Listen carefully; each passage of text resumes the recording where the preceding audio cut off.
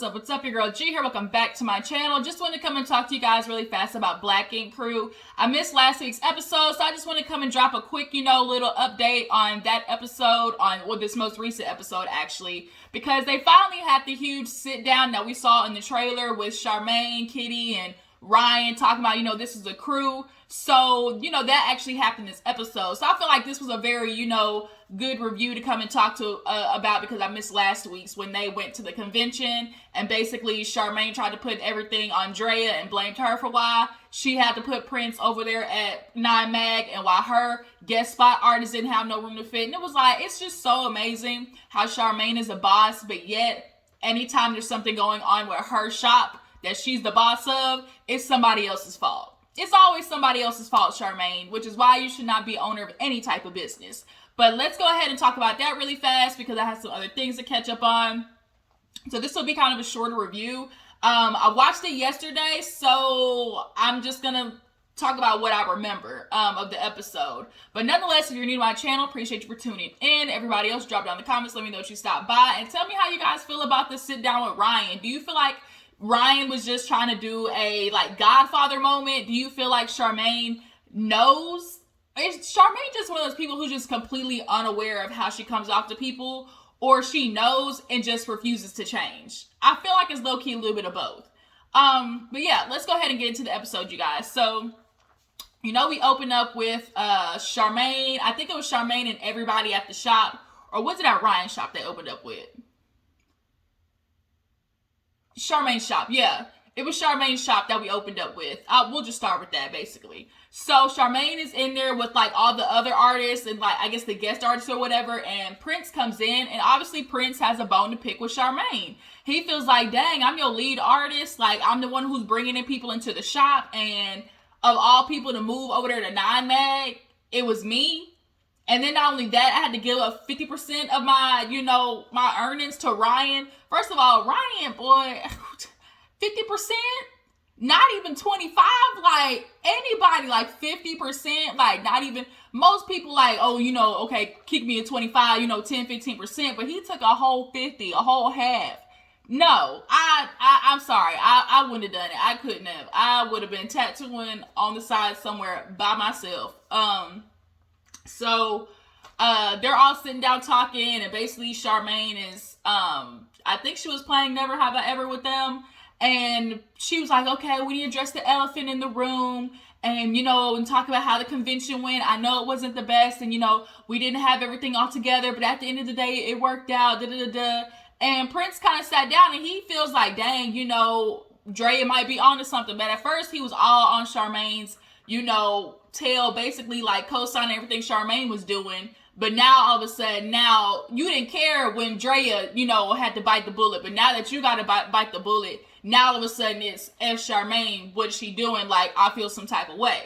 So Charmaine addresses Prince, and he's like, man, I feel some type of way. Dang, I'm your lead artist. I'm bringing people in here. And why'd you choose me to go over to Ryan? She was like, well, it was all Drea's fault. If you got an issue with it, you need to talk to Drea because she's the one who took majority of the booth. So, and it's like she paid for the booth. Yes, y'all did the papers together. She helped you fill out the papers, but she paid for the booth for her own stuff because you said everybody had to pay their way. So you're mad that she got a booth and a table for something that she paid for, that you told her to do? You said the artists had to pay their way to the convention, and it's like, Charmaine, you got this tattoo shop, but you're not doing tattoo shop ownership. You're supposed to pay for everybody. I'm sure 9 Mag covered everybody, and they might have get, kickback from whatever they make at the convention. But the point is, if you're Second City Inc., you're covering Second City Inc. artists. So Drea had every right to take her booths and her goddamn IDs because, bitch, I paid for it. But now you want to tell Prince, Drea is the reason you got kicked out. And it's like, no. Even with that situation with Drea, that's completely independent of you making the decision to throw me over there to 9 Mag. And I could have been over here at Second City Inc., which is where I belong. The guest artists haven't even been here. Now they're getting, seniority over me. So she's like, I am sorry for that. But it worked out that's Charmaine. It just worked out at the end of the day. You didn't have to go over to 9 Mag, but you were with Ryan's shop, And she feels like, oh, it's good that Ryan had my back. That's all she cares about. Like, Charmaine always half-asses stuff, and then when she gets called out for it, she then scrambles to, like, basically have other people help her. Charmaine never accomplishes anything on her own. It's always somebody else having to figure it out for her. And then if it doesn't go right, then it's that person's fault. But the minute it goes, or if it goes wrong, it's that person's fault that helped her. But if it goes right, she gonna claim all the credit. So he's like, well, shoot, that 50% though, like, are you gonna give me that back? I ain't mad at him for asking. She was like, 50%, no, we're not gonna do that. And I'm like, Charmaine, that's honestly the least you could do. That's the least you could do but she feels like, oh no, I can't do that, because then, basically she felt like if she gave him the kickback, like it would make her not look like a boss woman in front of everybody else. And they will look at her basically admitting like she had a fault in this situation. So now Prince is really feeling, some type of way. And he's considering leaving Second City Inc. because it's not even worth it. So then we see this little scene with Kitty and Steve. Is his name Steven or Steve or Steven? I think it's Steven. Yeah, Steven. So is he Asian from the UK? He's mixed with some type of persuasion. Or Dominican from the UK, one of those. But Steven's fine. Like, he's cute. The face tattoos on him aren't as bad as face tattoos on some of these other dudes, because it just, tragic. But him and Kitty keep playing this role of, oh, we just friends, we just cool, ain't nothing going on. But Steven, he ain't thinking like that. He understands, okay, this is a friendship, but basically he's gonna be waiting in the back until basically Kitty gives him that I just left the club call. So they're sitting there talking and they're discussing like the convention and how she basically had to go big DC on everybody. Big DC. What? She really thought she was a thug. She really thought she was a gangster. Kitty, it was a lot. It was a lot. There's always those moments where like the pretty girls, like the girls who just like, kind of a little uppity, a little sedity, they always feel like they got to try and like prove a point that like they still got that ratchet inside of them. And I think that's what Kitty was doing. Like, she was definitely giving Clatchet at that moment, a little classy ratchet. But she tells Steven about, Ryan and, Mag, and he fills her in on the fact that, he wants to guest spot because he's only down here for a couple of weeks. So shoot, if I'm down here for a couple of weeks, I'm not going to make that money in Second City Inc. And I would not attach my name to Second City Inc. after watching how they handle things. So she's like, she didn't really give him like, the ultimatum, but she just kind of basically was like, I know Ryan, he's going through a lot of, and you just kind of make a decision for yourself, but just keep a lookout. So Steven does go over there to Non-Mag, and him and Ryan, talk, and Ryan's feeling like, oh, he's a good artist, but he hang out with Kid. Me and Kid had a falling out ever since the ant situation. So basically, Ryan feels like Kitty attacked him on some, social media shit. Like, she was basically feeding him like the anger that social media was. Like, bro, you foul, you messed up, you slept with your best friend's baby moms. Like, not only that, but you the godfather of his son. Like, it was foul as hell, Ryan. Like, nobody's just gonna get over that immediately. But he felt like Kit didn't address him as a friend. But from Kit's perspective, she was telling him stuff and he wasn't liking what he's hearing.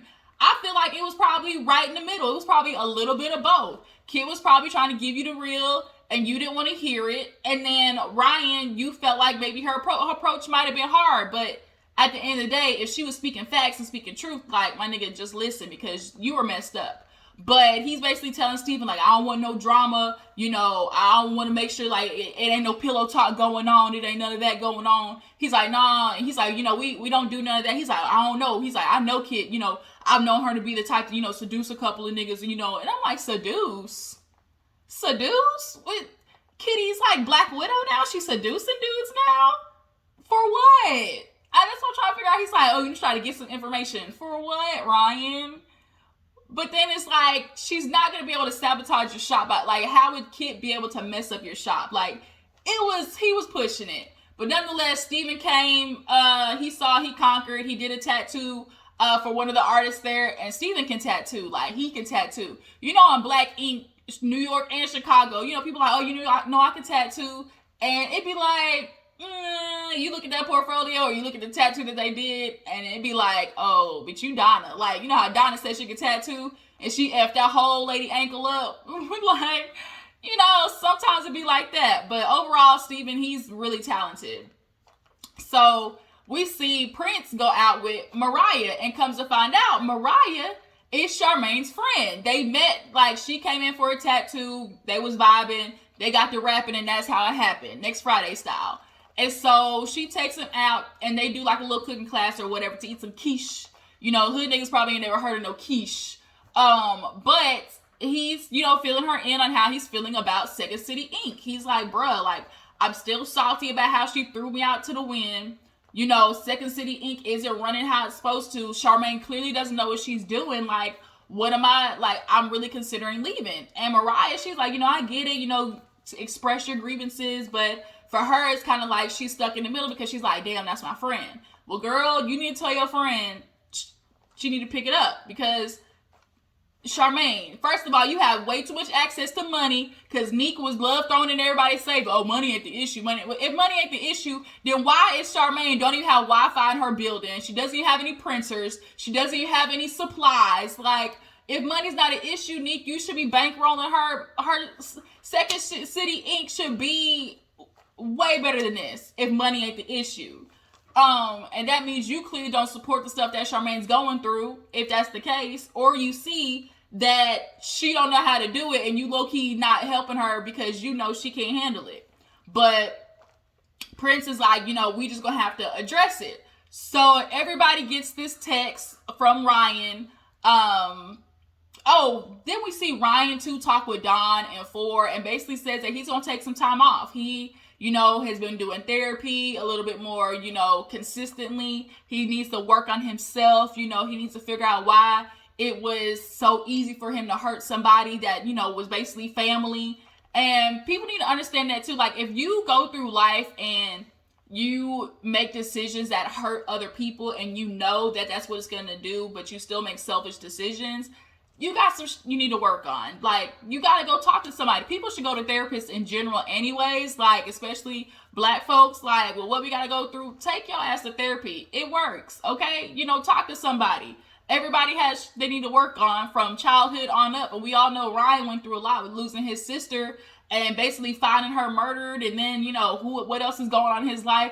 Do we hear about Ryan's dad a lot either? Like, what's the story about Ryan's dad? Like, we don't never hear about him. So it's some stuff that Ryan needs to work on. So he's like, you know, I'm gonna walk away, you know, a little bit. And they said, you know, they got the shop. So that's kind of making me feel like, so are you just walking away from 9 Mag, or are we not gonna see you filming as much on, you know, Black Ink Crew?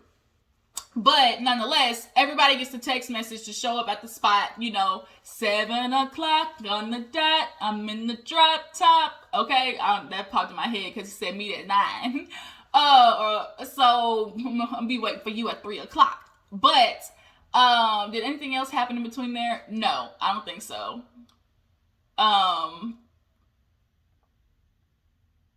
I don't think so. So we did see a little scene where Ford was talking to Ryan, how somebody explained to him what happened, and Ryan's like, that's how it happened? He was like, well, this is what really happened. But everybody meets up at the spot, and everybody's like, damn, this on some Godfather like, what's going on? So Ryan's basically talking to everybody like, look, we got to air this out, because at the end of the day, this is a platform that all of us have. This is Black Ink Crew. He said adjective, adjective, noun. Everybody was like, what's the noun? He was like, crew. I was like, I don't think crew is a noun. If I'm mistaken, like, I mean, I ain't been to high school in over 10 years, but like, almost 10 years. So I don't know. Like, but I'm pretty sure crew is not a noun. But, nonetheless, he was like, basically telling them like, okay, we need to figure this out. So they start addressing, the convention, and Drea, she is back home. She's like, she was like, I'm not doing this. She went back home. And so she's on there via Zoom. And so they start discussing the convention, and he's like, how I run my shop. Like, Ryan knows how bad Charmaine is at this, because in his confessional, he's like, yeah, what I saw at the convention, Charmaine, she definitely needs to pick up on what she's doing and needs to do better. And, she needs to get more informed on how to run a tax. Like, Ryan knows Charmaine is basically running the shop in the ground, but he can't tell her like that because she's going to feel like it's attacking. Because when she was telling Neek, I forgot, she was with Neek and they were folding clothes or whatever, and she was talking about how, like, oh my God, like, everything that's going on, like, I just can't believe Drea did us like that. No, you assumed what you thought was, because when you got there, you assumed Drea was going to tattoo under Second City ink, regardless of the fact that you really just, like, you really was going in on her and you weren't even being respectful at that. And then you weren't even considering the stuff that she was saying because you want to be mad because you're the boss. Like, you have the title of the boss, but you're not doing boss shit. You're not working like a boss. You just have ownership of something, and so you feel like you are now sitting at the table with Ryan, Don, and Four in them, and so now you feel validated. But at the end of the day, you're not really doing what you need to do. And for Neek to sit there beside her, and first of all, y'all, Neek going to cheating on Charmaine. I know it's unfortunate to say, but something about Neek just gives me real, he know how to hide it well. Like, and he's going to get exhausted with Charmaine's, like, personality. But she was talking about, oh my God, like, everybody's just acting so ghetto, and the way they were. I'm like, Charmaine, do you not remember the first 2 to 3 seasons of this show? Like, girl, every episode your titty was out, you was shaking ass, you was sleeping with somebody, like, you was getting drunk on the job. Like, Charmaine, pot calling the kettle black here. But she basically put everything on Drea, and, like, Prince should be thankful because I let him work at the shop with no booth rent and everything like that. And so she basically feels like, once again, no responsibility is on her. So when they get to the sit down, she's talking about how, I do understand, like, the convention was a mess and it could have been run better. And Ryan basically asked Drea her opinion, and she's like, Ryan, I will never work at a shop that, she's like, she is somebody who does not know what she's doing. There isn't supply. She, doesn't take care of her artists. Like, Charmaine does not know what she's doing. And so from Ryan's perspective, he feels like, well, if y'all know she don't know what she's doing, like, help her out. Yeah, if y'all see, and it's like, wait a minute. We try to help her out, but she don't want to listen. Like, Charmaine did not want to listen to nothing that Drea and Prince had to say. When Prince finally decided to say something, but every time Drea was like, get your shit together, Charmaine wanted to be like, I'm the boss. And it's like, Kit tried to help you too, but you didn't want to do it. You wanted to make all the decisions, but you understand that you're overwhelmed with the fact that your mom just passed away, your dad is on his deathbed, you're handling, a baby at home. Like, Charmaine did not truly, she really just wanted to say she was a boss, so she put something up to, like, make herself feel better about the trajectory of how Ryan, went off and is accomplishing something. Don has gone off, he's opening his gym, and Charmaine just didn't want to, she didn't want to just be the assistant girl who turned out to be nothing. So I'm going to open a tattoo shop so I can be a boss. And it's like, but you have yet to really educate yourself on tattooing. You couldn't sign, like, you didn't know how to fill out no papers for the convention. Like, you really ain't got this life. So for Ryan to be like, at the end of the day, Charmaine is the boss, and, the boss always deserves respect. And it's like, title or not, respect has to be earned. You don't automatically give it, especially if you disrespected me and then you want me to still look at you as my boss and be like, I'm still work for you, pretty please, let me come back. Like, no. So they start accounting, like, what happened, and Prince, starts telling his perspective of what happened at that one meeting. He's like, because, this is all personal. Like, this is why women, they feel like women can't really run shops. Because when we were at, trying to confront you, Drea and Kit, they were more, it was more on some personal stuff than it was professional. And, Charmaine, you was, getting all up, and Kit was like, Charmaine, you got up, and she's like, you wanted to fight me. And I'm not gonna lie, Kit, you put the energy out there like you was gonna fight. You kept trying to punk Charmaine. And so Charmaine's like, that's not how it really happened, Prince. I'm like, is it? I'm like, wasn't it though? At the end of the day, Charmaine, people can't talk to you because you don't want to hear what you're doing wrong. So now here it is, Ryan, he want to be mad talking about, it's a platform, it's what you do. We got to handle the shit the right way. And Dawn and Four both like, okay, you know, that's Second City Inc., but there's still Black Ink Crew. That's a good platform, which is what Drea came here for. Drea is good where she at, but coming to Black Ink Crew to show her art will bring more business to where she's at. So that's why she came in the first place. But you can't come to a shop, you know, wanting to get your art out there when the shop is trash. Like, I'm not going to work at a trash ass shop and like just to be on Black Ink Crew, because that's obviously more detrimental, especially if it comes with all the drama. Don't nobody want to come to a tattoo artist like that. So that's what Ryan's not getting. Yes, there's Black Ink Crew, but Second City Inc., you want her to basically suck it up for the sake of being on Black Ink Crew. That's basically what you're saying.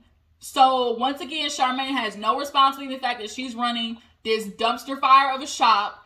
And now, you know, Kit's trying to put her piece in, and Ryan and her got their own issues. He's like, you know, Kit, we ain't even talked, you know, since the whole ant situation. And of course, she gets all riled up. Then Drea gets riled up talking about, you know, how Charmaine ain't doing nothing. He yelling at Drea. And then all of a sudden, everybody, and then Steven, if you saw, he was over there just pouring the wine. He was just like, look, I ain't gonna lie. This is kind of crazy. I don't think this is how, you know, shop's supposed to be ran. But y'all should just get it together. So then Charmaine caught herself being, oh, Drea, you want to sit here and come at me, but you know, I know what you doing. I know what you doing. What you out here doing in the streets, Drea? Because Prince, you want to talk about why has your car been parked outside of Drea's house? She's like, Prince drives a blue SRT, and there ain't no. First of all, how do you know where Drea lives? One.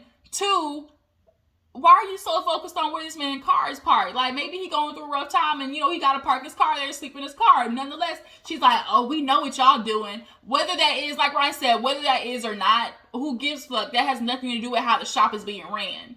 Like, if they smashed it, first of all, she's like, I'm gonna let you tell Mariah. I'm gonna let you tell Mariah. Well, really, you the trash ass friend because you haven't told her yet. So clearly this is something you was holding on to. But it basically explodes because now Kit and Ryan are going back and forth about how he felt like she treated him. And Dawn pulls him to the side and was like, you know, trying to cool him down because Kit was like going off. And then he was getting riled up. And Dawn was like, you know, Ryan's doing so hard to work on himself. I'm not going to let him, you know, slide back. So we literally accomplished nothing with this because Charmaine has taken no accountability. You know, she's not admitting that, you know, she's still blaming Drea for taking the booth, which she paid for, that you told her to. And Ryan is really not, you know, controlling the situation. And if you really want to help Charmaine, you would tell her the truth about Second City Inc. But he's not going to do that. So that was the episode, you guys. Y'all tell me how you feel. Who's really in charge of the girls? And do you feel like, you know, Black Ink Crew should be should it be coming to an end? What you guys think? So make sure to follow me on Instagram and Twitter. I will catch you guys later. I will be back for Man at First Sight. Deuces.